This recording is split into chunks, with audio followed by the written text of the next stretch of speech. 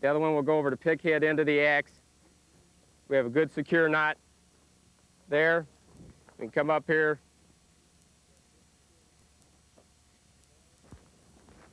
placing a clove hitch on the handle of the axe, thereby securing it in order to hoist it. One thing I want to demonstrate at this time, and the main reason that we tie these knots like this, is not only are they easy to tie, but they're easy to untie. Often it gets very frustrating for the firefighter on the roof. If I tied a knot that was difficult to tie, they're going to have difficulty to untie it up on the roof. The last one that you see used a lot, and we prefer this because it's real quick and easy to tie. The firefighter can walk over here, has his axe, he grabs the rope, he'll lay the rope across the face of the axe. He'll take the standing end of the rope, come around behind the handle. At this time, all he's got to do is actually tilt the axe back on the pick head portion, lay the rope completely underneath the bottom of the axe. Now he has the head portion of the axe secured. Then it's just a matter of coming up, placing a half hitch into the rope, and securing it on the handle, and we're ready to hoist. Okay, let's go ahead and hoist this, Chuck.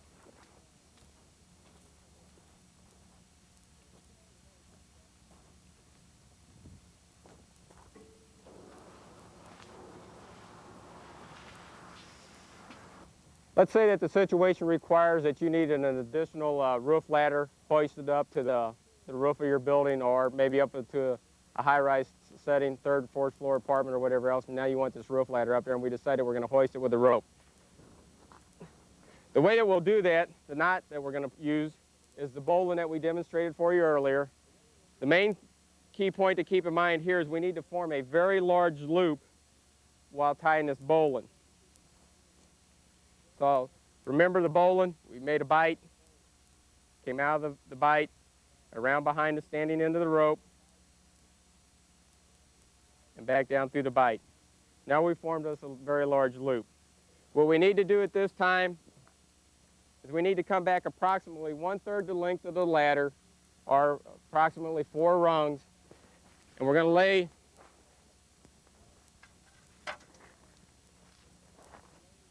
this loop on the bottom side of the ladder. Okay. Once it's underneath there, I'm going to bring the loop up, lay it over the outside rails of the ladder. Then I'm going to come back here on the standing portion of the rope and draw it down tight.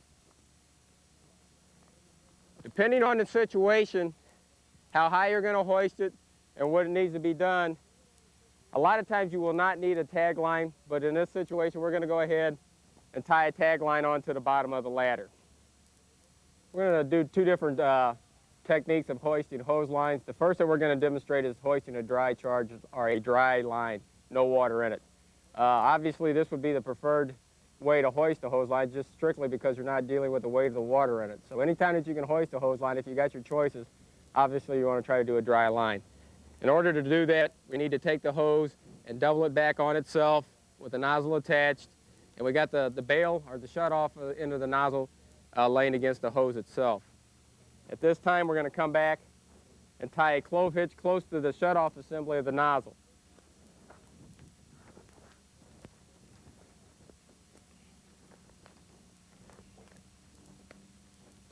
Okay. Tie the clove hitch, put an additional safety in there. Now that we got the nozzle portion secured, we're going to come back and place a couple half hitches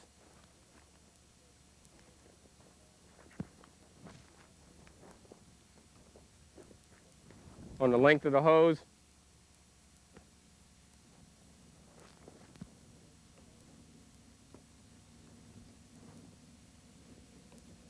Now we're ready to start hoisting. Now let's do a charged hose line.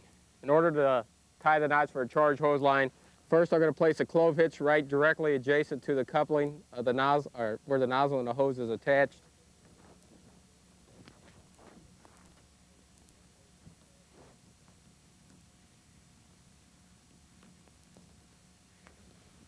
After the clove hitch has been tied, what I'm going to do now is place a half hitch on there. The half hitch, once I have the half hitch twisted into the rope, I'm going to put it in the bail of the nozzle, take it up and put it behind the nozzle and now tighten it down. What this is going to do, in the event when we're hoisting it, if the bail of the nozzle was to catch on an obstruction, this is hopefully going to keep this nozzle from being opened up and the stream of water hitting the firefighters up above.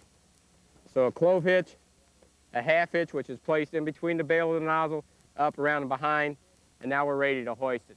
You're going to see here the effort that's going to be required by the hoisting people on the top. So anytime you hoist a hose line, preferably you're going to hoist a dry line and not a charge line. But if you have to, this is the technique that you're going to have to use. Okay, guys, let's go ahead and hoist it.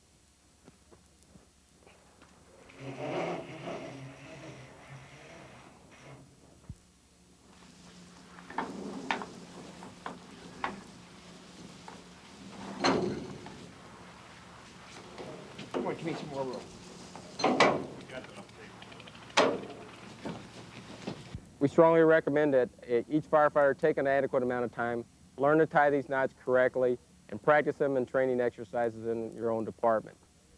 We feel that a person can quickly and efficiently hoist and lift tools up to the roof or to a upper floor level of a building faster than they can carry them with a hand line or up a ladder or things of that nature.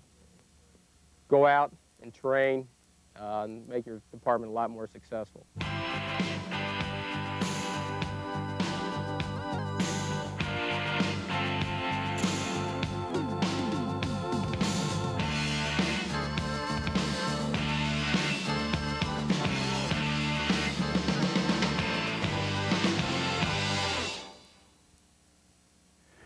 The material that this presentation is based on comes from the second edition of IFSTA's self-contained breathing apparatus manual. So if you want to know more about this subject, refer to this book. Breathing apparatus in the fire service comes in two broad categories. There's open circuit and closed circuit, and we'll show you both during this segment. We have before us several examples of open circuit backpack type units, which are by far the most common. It should be pointed out, though, that whatever type breathing apparatus your department uses, it should be of the positive pressure type, because any leak that occurred in the older demand type would allow airborne contaminants to enter the system. The older demand types that may still be in use can be converted to positive pressure for a very small charge. Let's start with the backpack type open circuit breathing apparatus, which, as I said, is the most common type in the fire service. We have several examples here. We have a Scott, an MSA, an Interspiro, and a Draeger, and there are other brands, and they're all equally good. These units come in two basic sizes, a half-hour type and a 1-hour type. The half-hour units contain approximately 45 cubic feet of breathing air at about 2,200 psi. The 1-hour units contain about 88 cubic feet of breathing air at about 4,500 psi. However, you must remember that those are maximum rated capacity, and in actual work you can't count on getting that amount of time out of any particular cylinder, especially when you consider that you're going to be using them under load, and firefighters walking upstairs in full turnouts with the weight of the breathing apparatus on them, carrying extra equipment, are going to be exerting themselves considerably, and so they're going to be using up the air at a pace faster than when these were rated.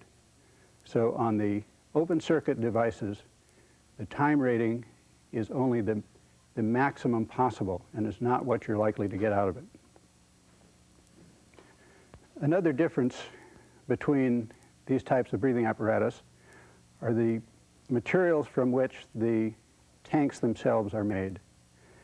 Some are steel, as in this case, and others are composite, and there's aluminum and composite and a number of other combinations. And those vary in the weight of the units. All of these units have certain components in common. They all have some sort of backpack and harness arrangement.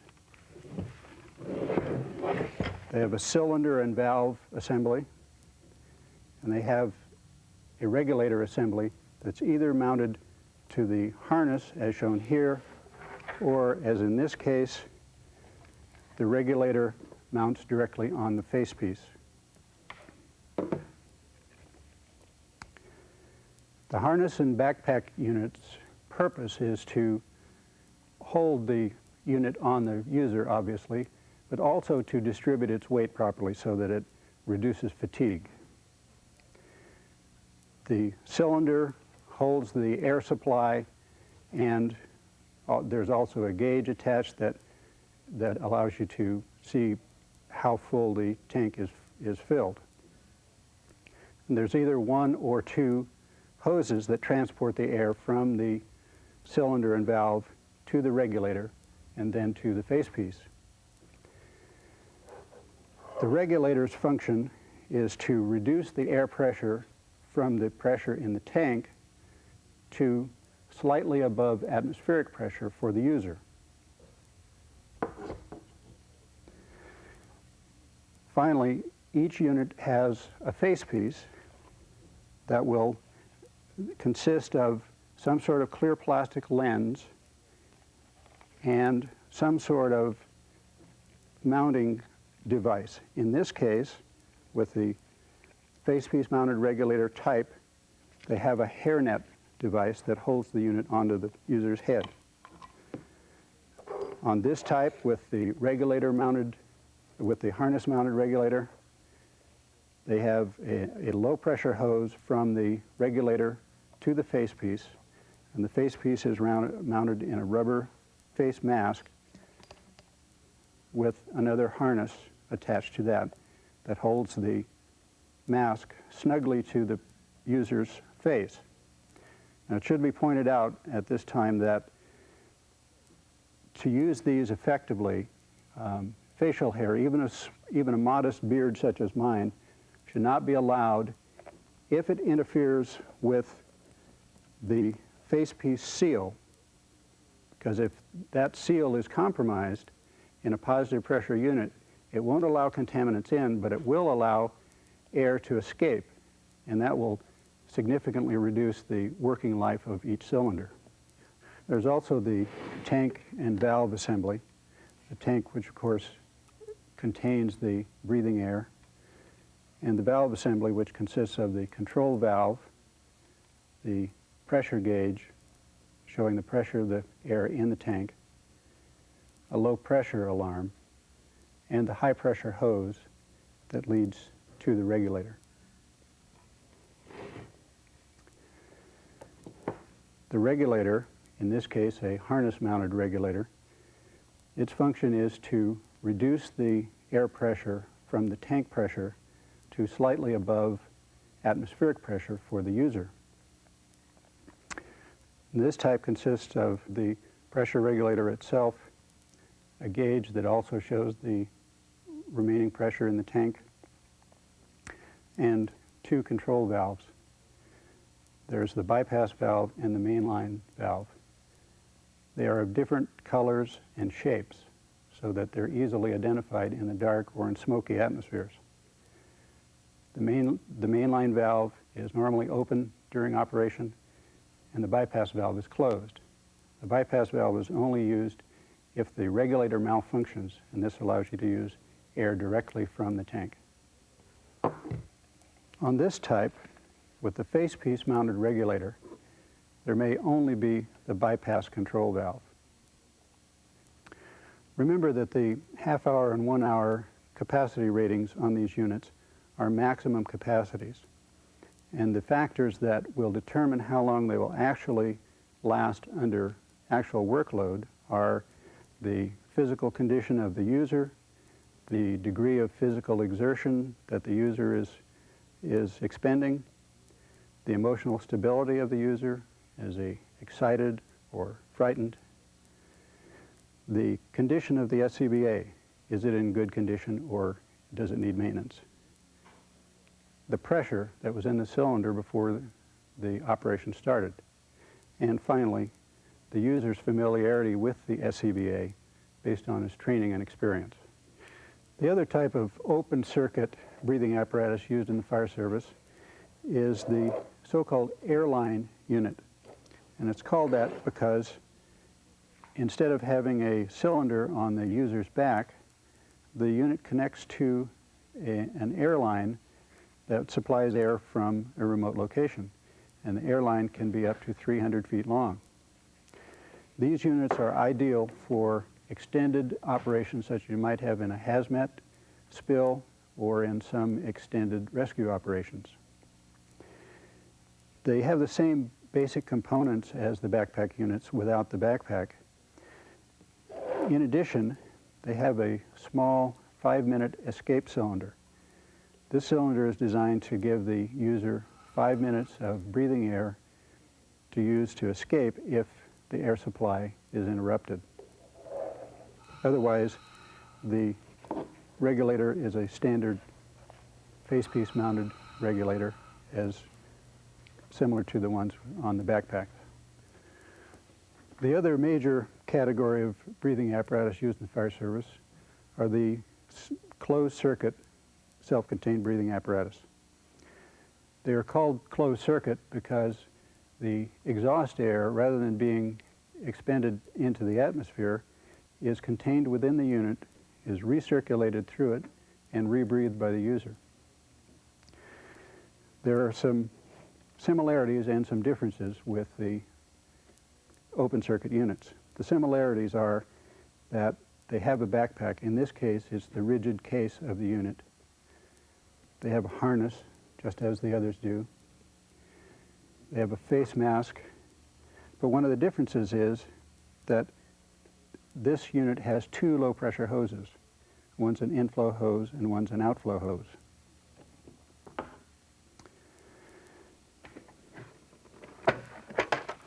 Inside of the unit, you can see that this part contains the filter medium that when the expended air passes through, this filters out the carbon dioxide and the moisture. It's then reoxygenated from this small oxygen cylinder, and then it goes into the rebreather bag from which the user draws the refreshened air. The advantages of this type of unit are that pound for pound, they have a lot greater useful life than the backpack units. Another major difference between the closed circuit units and the open circuit type is that the rated capacity of the closed circuit types is the minimum rather than the maximum useful life of the unit. So a 4-hour unit in a closed circuit, you can expect to get a full 4 hours of operation out of it, regardless of the amount of work that the user's doing. One other difference between this unit and the open circuit types is that after each use with this type, the filter medium and the oxygen cylinder have to be replaced before it can be placed back in. Contained breathing apparatus is routinely subjected to rough handling during fires and other operations, to a lot of excess moisture, and to other hazards on the scene. Whenever the unit has been used, it needs to be thoroughly inspected and cleaned before it can be reused. After filling 2 clean buckets or pails about 2/3 full with warm water, the firefighter adds the amount and type of cleaner disinfectant that's recommended by the manufacturer to one of the buckets.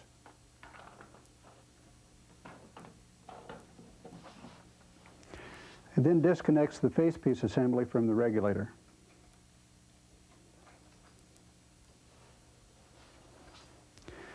He inspects the facepiece assembly, starting with the lens, looking for cracks or deep scratches in the lens. Next inspects the mask itself for cuts or punctures or burns to the mask or the strap.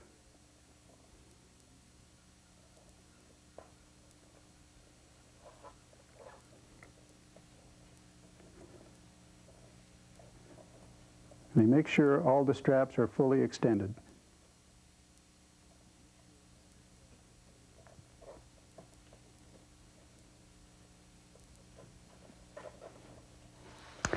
Next, he inspects the low pressure hose, stretching it out so that he can inspect the corrugations.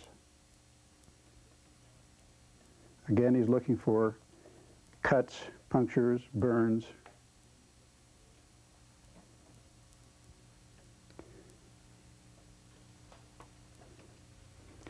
Next, he takes the facepiece assembly to the deep sink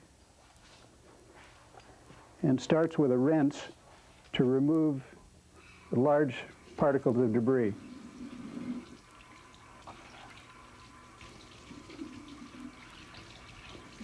This can be done under a faucet or with a garden hose.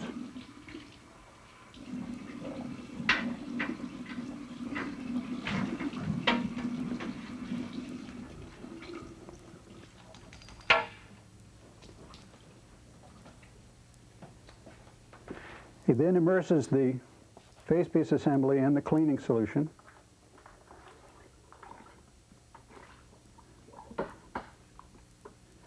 Agitates it enough to get the cleaning solution through the entire assembly. One part of it is making sure that water flows through the exhalation valve. He does that by pressing on the exhalation valve inside the mask with his finger.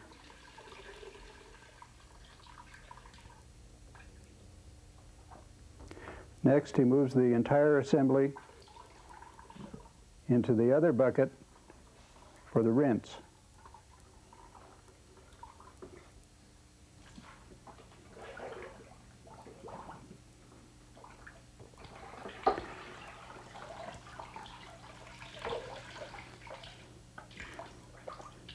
He agitates the unit in the water sufficiently to make sure that the rinse is thorough.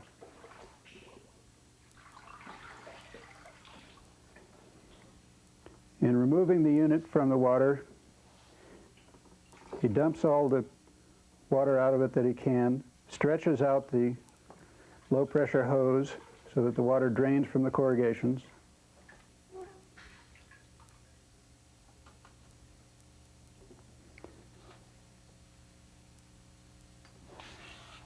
And then, using a soft, clean cloth, wipes the excess water from the facepiece assembly.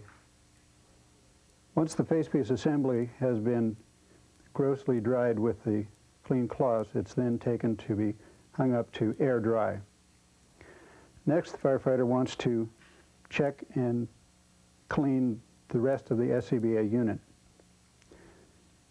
First, he starts by inspecting the harness to make sure that it's clean, that it's free of cuts, burns, or excessive wear. And wear will show up in the form of fuzzy spots on the surface of the straps. He makes sure that all the buckles work properly and that the straps are fully extended. If the harness needs cleaning, he'll wash it with a mild soap or commercial cleaning agent and rinse it and allow it to air dry. Next, he'll inspect the regulator. He checks it for damage, make sure that the gauge lens is not broken or scratched, and that there's no moisture inside the gauge. He opens and closes the control valves, leaving them in the closed position.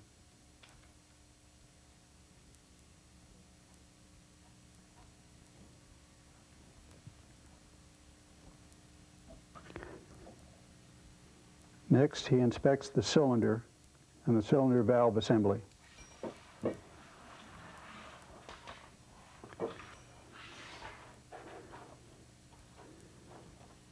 wants to make sure that there's no obvious damage to the cylinder or to the valve assembly.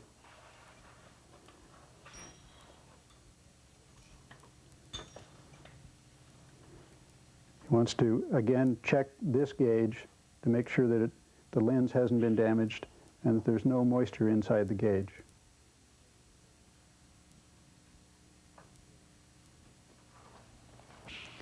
He checks the gauge finally to make sure that the cylinder has a full charge. When all of the parts are dry, the unit is reassembled and tested, and if everything works correctly, it's stored for use next time. The idea is to get the point across to you, the firefighter, the importance of taking care of your equipment. You can see that maintenance is going to be a very detailed, arduous task. At least every other year, SCBAs should be brought into a maintenance facility and completely tested by a qualified maintenance technician. This requires that the SCBA be completely disassembled, all of the hoses removed and tested, not to mention the backpack assembly tested and the strapping material. The regulator is the most sensitive, delicate part of the apparatus. Firefighters are cautioned time and again not to drop their regulator, not to abuse them. Yet, in many firefighting situations, it's unavoidable. Today, we're looking at taking a peek at the maintenance requirements of testing regulators. Background, we have a technician that will be doing the biannual testing. The regulator assembly that he's working on was a high pressure to low pressure block. Must be completely removed from the backpack. Has to be connected to an air supply, and with the addition of testing equipment supplied by the manufacturer, he must go through and check to see that it allows the firefighter proper pressure, proper flow for breathing, and make sure that the valving opens and closes inside of the unit. Once he's tested the primary regulator, he has to test the secondary regulator. He has to put the entire unit back together and test it again. So that it goes through at least 3 sets of tests. This is a very time-consuming, delicate operation. If there is no malfunctions, if the unit requires no repairs, looking at least an hour for technician to take a unit apart, test it, and put it back together. If any repairs are required, unit will take it up to 2 hours to be tested and properly repaired. During this time, there's a detailed set of records that are maintained for each unit. A unit that is taken apart must have all of its pieces kept with that particular unit. Some departments go as far as numbering the cylinders, the regulator assemblies, the backpacks, and the face pieces to make sure that they keep all of the pieces with the unit as it was purchased. Any additional or extra parts or non-standard parts attached to the unit or parts that have been mixed in from other manufacturers could void the warranty of the unit and possibly void the certification. For changing an air cylinder without removing the backpack. The firefighter comes from the fire and returns to the engine needing an air bottle change. The firefighter at the engine checks the cylinder valve to make sure that the cylinder is turned off. Next, he disconnects the high pressure hose.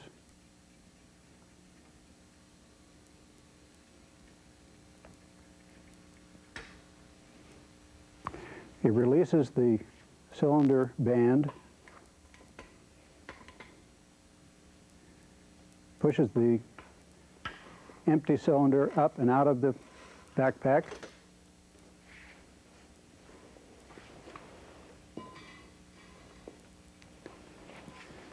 and replaces it with a full cylinder.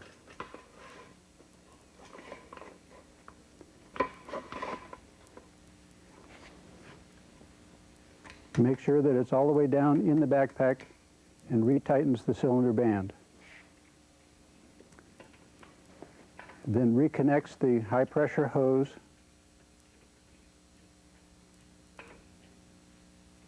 He then turns the cylinder on.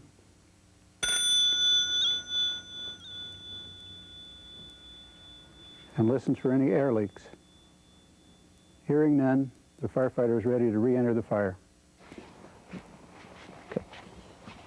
In order to maintain accountability for firefighters, a firefighter should be posted at the entrance of a building, take the name of the firefighters that are entering, take a pressure reading off of their air cylinders, and note the time of entry. This way, any firefighters that are in the building for an extended period of time, or if the incident commander later sees that he's lost some personnel, you have a arrangement to track those people and determine how long they've been in. The record-keeping individual at the door should also make notes of usage, air usage, so that later on he can make an estimation as to when these people should come out, when the firefighting team should return.